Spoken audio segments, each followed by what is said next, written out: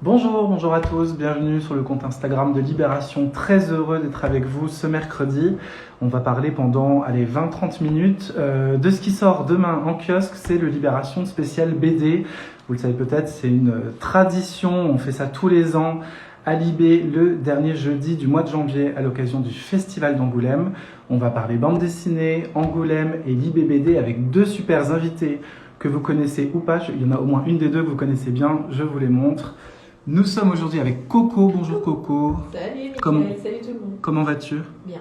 Et Super, toi? ça va très bien aussi. Et notre deuxième invité que vous découvrirez peut-être et vous le verrez dans l'IBBD demain, Camille Pouli. Bonjour.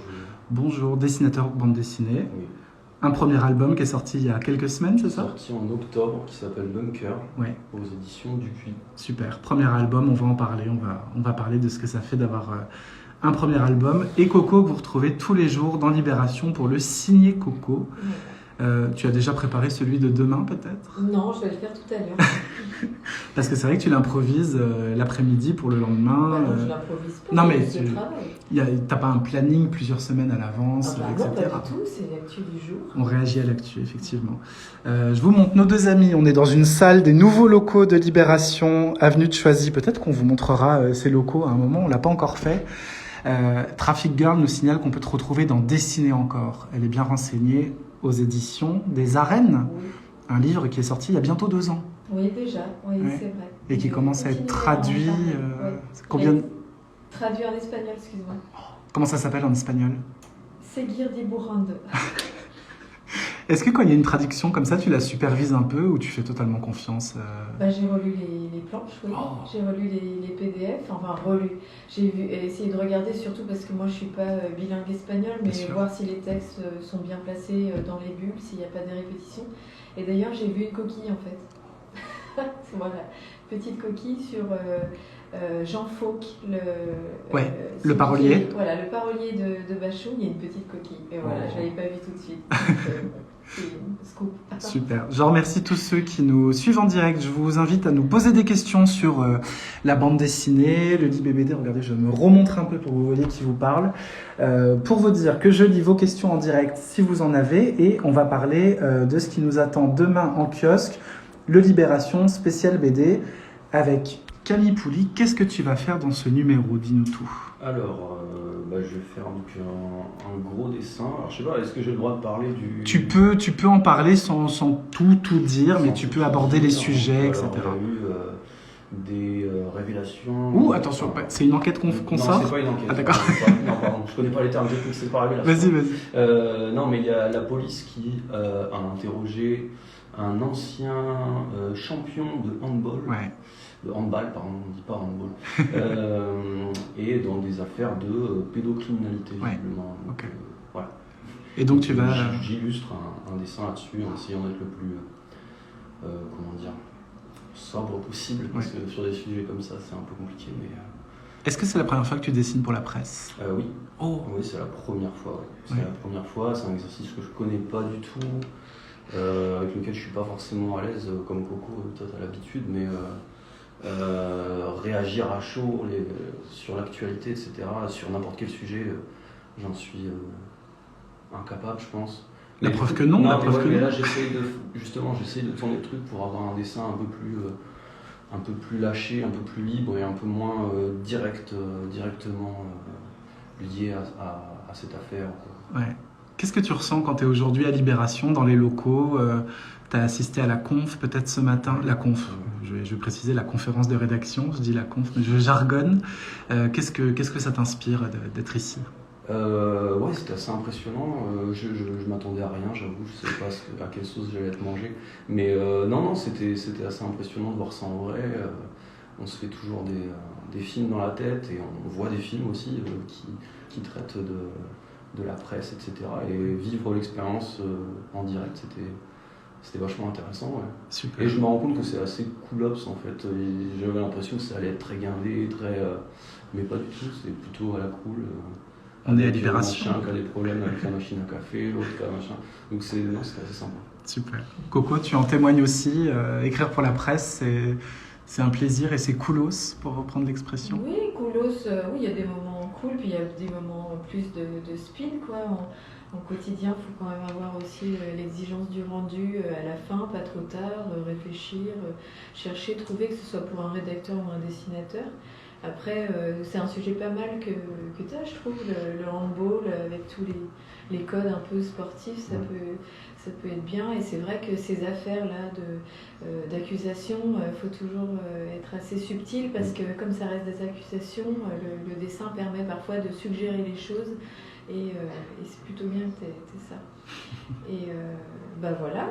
Donc après c'est le travail. On est dans ces nouveaux locaux et moi je m'y fais très bien. Je les trouve très chouette. L'ambiance rédaction, c'est vrai que ça change totalement aussi nous les dessinateurs, on est quand même beaucoup seuls face à la feuille blanche. À la maison. Voilà, on cherche. C'est quand même une activité solitaire et c'est vrai que le fait d'être dans une rédaction, pour moi, c'est toujours aussi une bonne émulation, même après des années dans la presse. J'aime bien.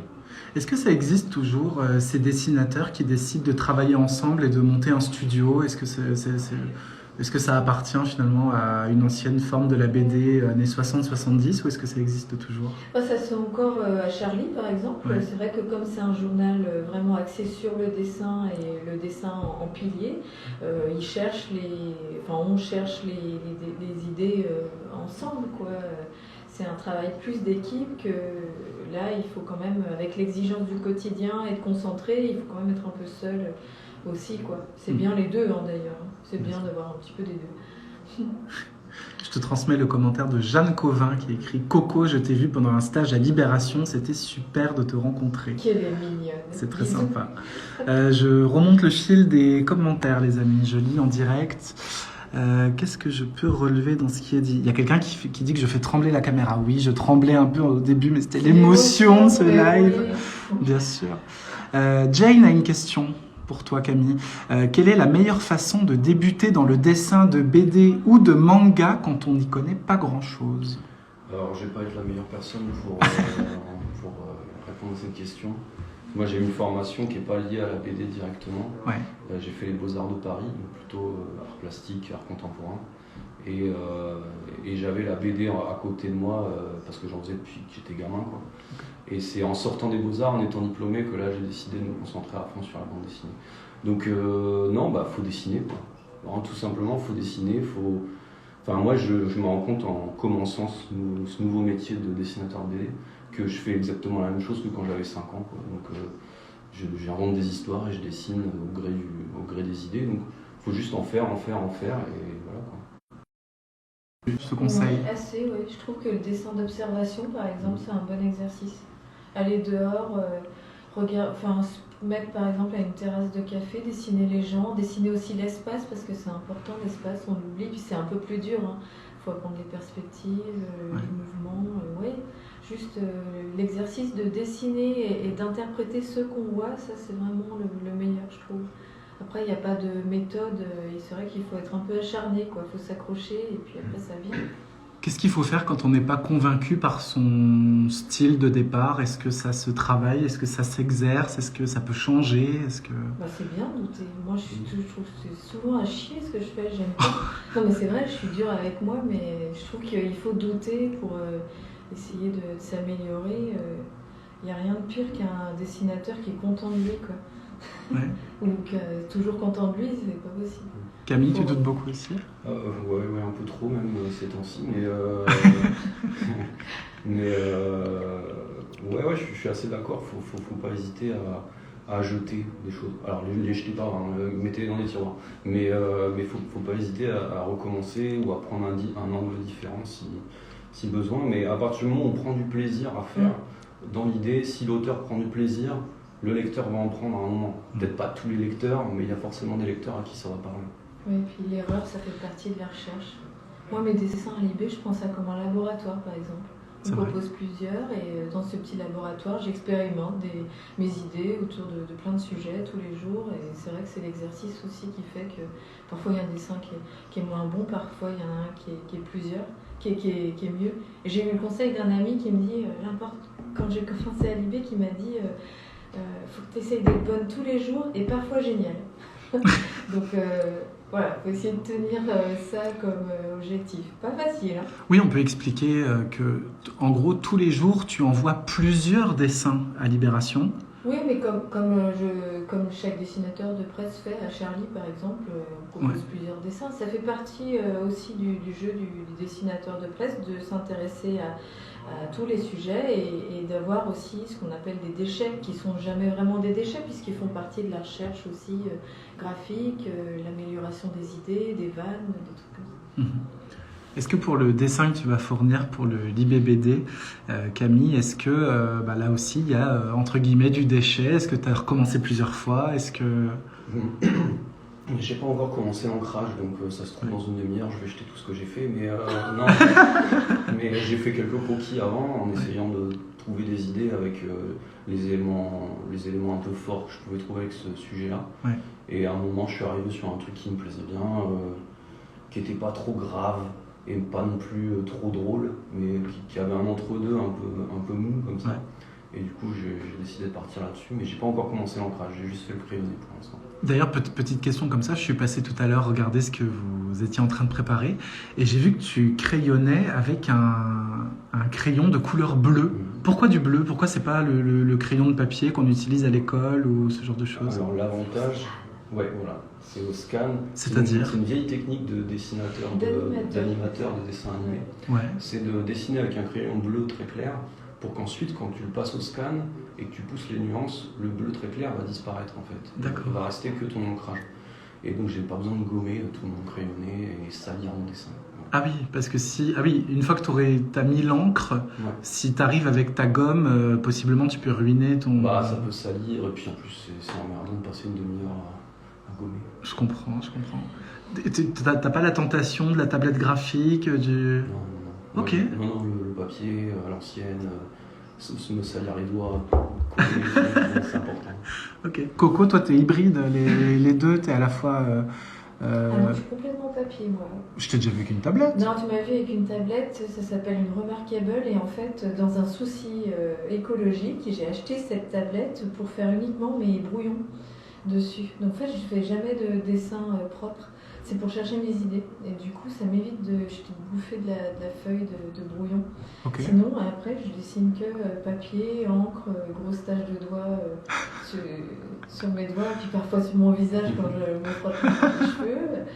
Et le rapport au papier, à la matière, c'est inégalable, je trouve. Ouais, je suis d'accord. Et puis même, je trouve qu'il y a quelque chose qui se perd avec toutes ces tablettes, c'est le dessin original. Et je trouve quand même, quand on est dans une expo et qu'on voit un original de n'importe quel dessinateur, un Crumb par exemple, c'est magnifique, un original. Il y a une émotion. Il y a une vraie émotion à voir l'original, avec parfois ses repentirs, ce qu'on appelle les parties où il y a un peu de typex ou des collages, par exemple, des choses qui ont été modifiées en cours. Et ben ça, c'est vrai que sur l'impression, on ne le voit pas. Ou des annotations dans la marge. Exactement, des annotations, ou même par exemple voir un original de Villemain qui travaille à Charlie, c'est exceptionnel parce qu'il y a son dessin fini au milieu et autour il y a toute la palette de couleurs à l'aquarelle, les petits traits, les trucs. Là, il fait ses mélanges dans la marge, comme une impression dont on mélange les couleurs sur le côté. La palette de couleurs qui se crée. Ah, c'est très chouette. Lui aussi il faisait ça sur des feuilles, pareil, les gammes. Et tu conserves tous tes originaux? Oui, j'en jette aussi, les plus à chier, je les conserve, ça prend beaucoup trop de place d'ailleurs. Camille, tu conserves aussi?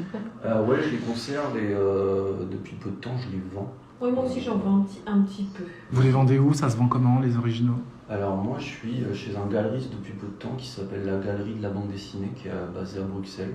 Et il y a une trentaine de planches qui sont à vendre, donc n'hésitez pas à acheter.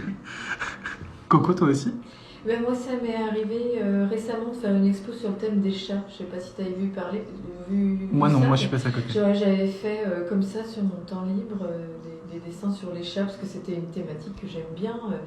Dubout a apporté ça aussi dans des bouquins ou ciné, bien sûr. Les chats, c'est un thème assez marrant, puis j'avais trouvé des idées assez délirantes dessus, donc j'ai fait une expo là et j'ai vendu des originaux. Ou parfois, ça m'arrive aussi de vendre quelques dessins de presse, mais les plus, ceux qui sont encore un peu actuels, ou des thèmes qui peuvent parler pas mal, quoi. Oui, on sait que pour les auteurs qui ont qui ont une carrière plus longue, qui sont plus anciens, les ventes peuvent parfois atteindre des montants absolument délirants. Ouais, surtout dans la BD en fait, parce que le dessin de presse, ça reste encore un art un peu mineur. Il y a eu un papier du Monde là-dessus, c'est vrai que c'est un peu différent. C'est aussi parce que le dessin est lié aussi en quelque sorte à l'actualité, et que l'actualité elle passe. Alors il y a certains sujets qui restent. Tu vois, toujours d'actualité, mais voilà, c'est bien aussi. Hein. J'aurai peut-être ma rétrospective à la BNF un jour, il y aura quelqu'un qui va trier mes archives et je lui souhaite bon courage. Je suis partant pour l'organiser. J'ai rien daté, c'est complètement désorganisé. Tu mets pas les dates en bas des planches? Ah, c'est drôle. Camille, Annick demande si c'est le dessin qui aide à avoir de l'inspiration ou si c'est l'inspiration qui fait dessiner. C'est un peu les deux en même temps, c'est mutuel. Avant de commencer une histoire, j'ai besoin quand même de dessiner notamment les personnages pour les trouver, savoir quelle va vraiment être leur tronche, leur caractère, etc. Et à partir de ça, la mayonnaise commence à monter et les personnages se définissent et là mon histoire peut commencer à se créer grâce aux personnages en fait. Moi je suis très attaché aux personnages, c'est eux qui guident mon histoire et c'est pas moi qui vais les manipuler, c'est vraiment eux qui me manipulent. Là, pour le dessin que tu vas fournir pour le l'IBBD qui sera en kiosque demain, comment ça s'est passé? Tu as lu l'enquête et tu as fait ton dessin? On t'a pitché cette enquête? On t'a donné des lignes très précises? Ou est-ce que tu avais une liberté? Dis-nous tout. Une totale liberté, on m'a rien dit du tout. Ouais. Vraiment, on m'a lâché. J'ai du coup assisté à la fameuse conférence de rédaction où on a effectivement pitché un petit peu ce qu'allait être cet article et ce qu'allait être cette affaire-là. Et donc à partir de ça, j'ai déjà eu des idées qui ont commencé à germer dans ma tête. Graphiquement, j'avais des pistes, quoi. Et voilà, ensuite j'ai commencé à griffonner 2-3 trucs. Okay. L'inspiration est venue sans problème, il n'y avait pas d'angoisse liée autour de ce dessin? Non, franchement... La seule question que j'avais, mais je crois que j'en ai déjà parlé tout à l'heure, c'est je voulais pas être trop grave ni trop léger. Bien sûr. Je voulais garder sur une affaire comme ça, je voulais être un peu solide, quoi. Bien sûr. Je préviens nos amis qui nous regardent que l'édition de Libération de l'IBBD, vous le retrouvez demain en kiosque, mais les articles, vous pouvez les retrouver dès ce soir sur le site de Libération et dans la liseuse, vous pourrez tout retrouver. Coco, une question pour toi, une question de Guillaume Tessé, que je salue, qui demande si parfois tu te dis ce dessin va être trop touchy, il va peut-être réveiller les trolls. Oh non, je me dis pas, je fais mon truc. Puis moi, s'il y a des trolls, de toute façon, il y en a tout le temps. Donc... Il y en a tout le temps, quel que soit le dessin. Guillaume Tessé, c'est pas celui qui fait les croisements de visage? C'est bien lui, c'est bien lui. Coucou.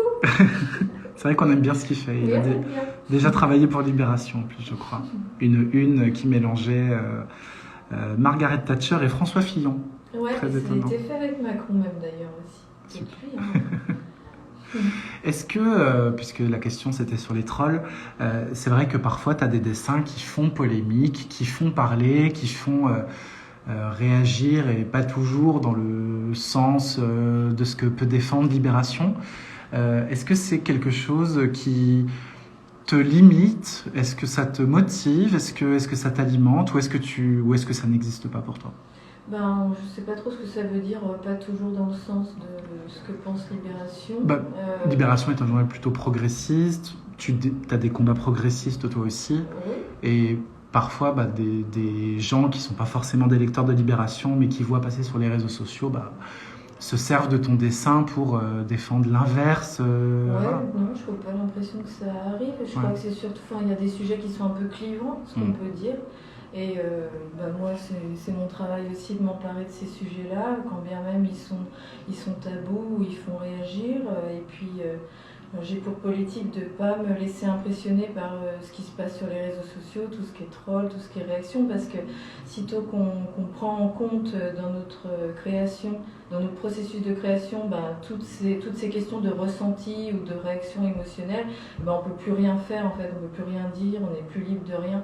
Donc je me focalise sur ce que j'ai à dire moi. Et après, le propre du dessin de presse, c'est quand même de faire un débat, de provoquer des discussions, d'échanger. Donc c'est un dessin qui émet une idée et qui développe aussi peut-être d'autres idées où on le comprend pas, on est réticent à ça, on est plutôt pour. Enfin, il y a un peu tout qui s'exprime autour d'un dessin. C'est une image, elle parle pas. Donc moi, je suis plutôt contente quand il y a des réactions, quand bien même c'est des réactions pourrables, je m'en fous. Je serais plutôt un peu vexée si ça suscite rien. Oui. C'est toujours, c'est toujours un peu ce qui m'interroge. Si ça suscite rien, je me dis que j'ai peut-être pas été comprise ou quoi, mais sinon, en général, je m'en fous royalement. Je veux juste pouvoir être libre de dire ce que j'ai à dire, et puis après, il y a beaucoup de gens qui aiment, et c'est très bien aussi. Camille, tu as sorti ton premier album au mois d'octobre qui s'appelle Bunker chez Dupuis. Quelle est l'émotion? Qu'est-ce qu'on ressent quand, premier album, il est sur la table Ouais, quand on a l'objet en main, c'est un vrai truc. Quand on peut coller son nez contre le papier pour sentir l'odeur de l'encre, ça c'est génial.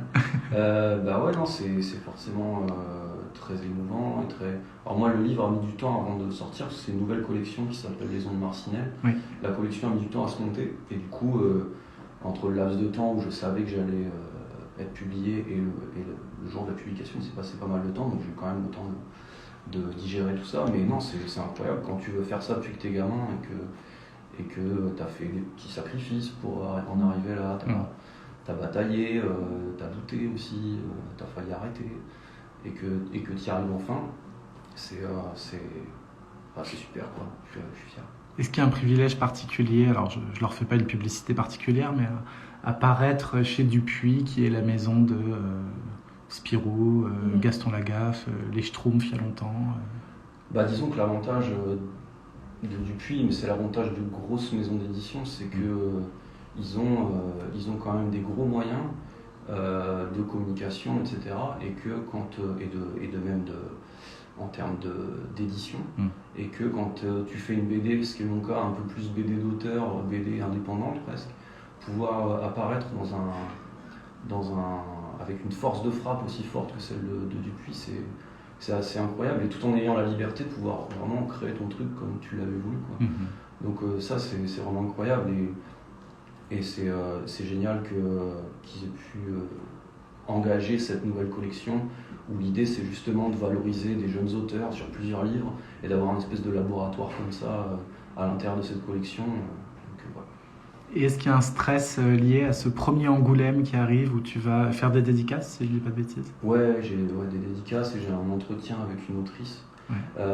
Pas trop, non. Pas trop. J'ai déjà fait des festivals depuis la sortie de mon livre. Oui, mais Angoulême, c'est Angoulême. C'est un gros truc, ouais, ce sera juste un peu plus gros, mais non, ça me fait pas peur du tout. Super. Coco, est-ce que tu aimes ça, toi, l'idée du festival, pas Angoulême en particulier, mais voilà, les dédicaces, les rencontres, est-ce que c'est un truc qui te branche, parce qu'on a parlé de la solitude du dessinateur. Tu fais bien de le rappeler, comme c'est un métier quand même assez solitaire. C'est vrai que c'est toujours bien aussi d'aller à la rencontre du public, d'avoir des avis, d'échanger, et puis je suis preneuse de ce genre de moment, c'est toujours chouette. Ouais. Ça donne quoi quand on est du côté dessinateur de la table pendant la dédicace? Les gens, ils te demandent quoi? Qu'est-ce qui revient souvent? Ils disent on vous soutient, merci pour ce que vous faites.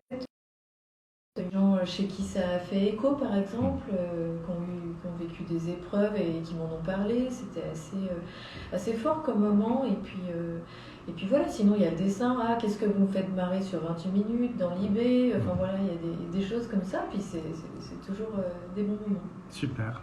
Rappelez-moi vos rendez-vous à Angoulême, Coco. Qu'est-ce qui t'attend là-bas? Moi je serai vendredi 27 à Angoulême pour une conférence sexualité, liberté d'expression de 14 à 15h30 à l'espace Franquin, salle Buñuel. Super. Voilà. Et il y aura des dessins de toi pour l'occasion ou... Je vais en envoyer. Je vais en envoyer des dessins de cul. Ouais. Des dessins de cul. Aussi simplement que ça. Ouais. Et ton rendez-vous à toi, Camille? Donc le samedi, je fais un entretien au pavillon Jeunes Talents de 11h à midi avec une autrice, Marguerite quelque chose, j'ai oublié son nom, pardon, Marguerite. On la salue. Et ensuite des dédicaces tous les jours. Ah, tous les jours? Ouais, enfin j'ai des petites séances de 2 heures sur les 3 jours Super. au stand du Puy. Ok. On va faire une dédicace. Ah bah ouais.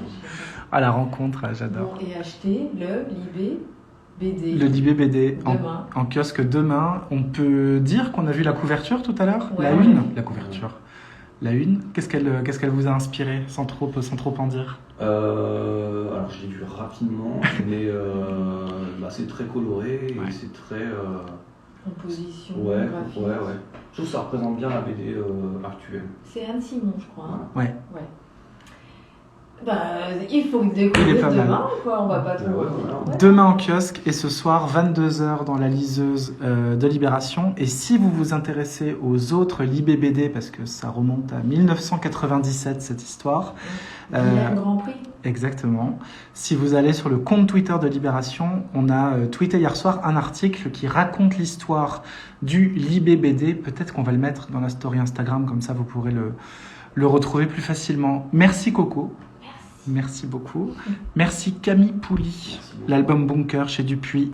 Coco dessiné encore aux arènes et également Rock Strip Ouais. chez Flammarion Ouais. où tu as dessiné le chapitre sur Amy Winehouse. Exactement. Je dis pas de bêtises. Un livre sous la direction de Vincent Brunner, voilà. Ça le avec fait. Luc Charb, Johan Sfar, Mathieu Sapin, tas de dessinateurs. Super. Merci à tous d'avoir suivi ce live. Merci pour vos questions. Il y en avait pas mal. C'était cool.